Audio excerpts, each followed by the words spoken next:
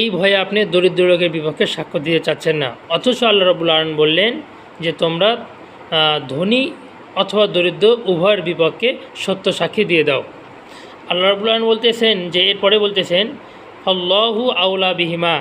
আল্লাহ রাব্বুল আলামিন বলতেছেন যে তুমি আজকে দুনিয়াতে যে ভয়ে সাক্ষ্য দিচ্ছ না যে এই ধনী লোকের সাথে আমার অনেক সম্পর্ক আছে, যদি আমি তার বিপক্ষে সত্য সাক্ষ্য দিই তাহলে সম্পর্ক ছিন্ন হয়ে যাবে এবং আমি তার থেকে যে সমস্ত সাহায্য পেতাম এটা আর পাবো না, তার সাথে আমার যে সুসম্পর্ক ছিল সেটা আমি আর পাবো না। অথচ আল্লাহ রাব্বুল আলামিন বলতেছেন যে ধনী হোক, অপরাধী ধনী হোক অথবা দরিদ্র হোক, তোমার চেয়ে এই ধনী অথবা দরিদ্র উভয় অপরাধীর সম্পর্ক আমার বেশি, কারণ আমি তাকে সৃষ্টি করেছি, এজন্য মহব্বত আমার বেশি হবে।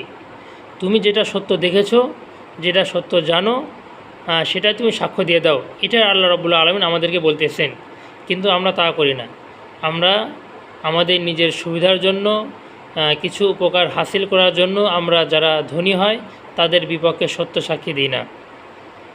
এই জন্য আসুন আমরা সবাই আমাদের যে সমাজটা রয়েছে, যে সমাজে আমাদের যে সমাজটা রয়েছে এই সমাজে আমরা সত্য সাক্ষ্য দেওয়ার চেষ্টা করব এবং যারা সমাজে বিচার করে তাদেরকে দেখতে হবে যে তারা যোগ্য কি না। এখানে যোগ্য শুধু ধনী হলে হবে না। যোগ্য কাকে বলা হয়? যে ইনসাফ প্রতিষ্ঠাকারী হবে, যে সত্য ফয়সালা করবে, সেই ব্যক্তি যোগ্য, যদিও সে দরিদ্র হয়। আমরা তাকেই কি বিচার করার জন্য নির্বাচিত করব এবং আমরা তার কথাই মেনে চলব। একজন ব্যক্তি ধনী, অনেক টাকা পয়সা, কিন্তু সে ইনসাফ প্রতিষ্ঠাকারী নয়, সে সত্য বা সঠিক বিচার করে না, তাহলে আমরা তাকে বিচার করার জন্য নির্বাচিত করব না। যদি আমরা তাকে বিচার করার জন্য নির্বাচিত করি এবং সে এই বিচারের চেয়ারে বসার পর যে সমস্ত ভুল সিদ্ধান্ত দিবে, যে সমস্ত ভুল ফয়সালা দিবে, এর গুণাটা আমাদেরও আমলনামায় লেখা হবে। এই জন্য আসুন আমরা সঠিক বিচার পাওয়ার জন্য আমাদের সমাজে যে সমস্ত বিচারক রয়েছে তাদের মধ্যে আমরা দেখব যারা যোগ্য, যারা ইনসাফ প্রতিষ্ঠাকারী, যারা সত্য ফয়সালা করে, তাদেরকে আমরা সেই স্থানে বহাল রাখব।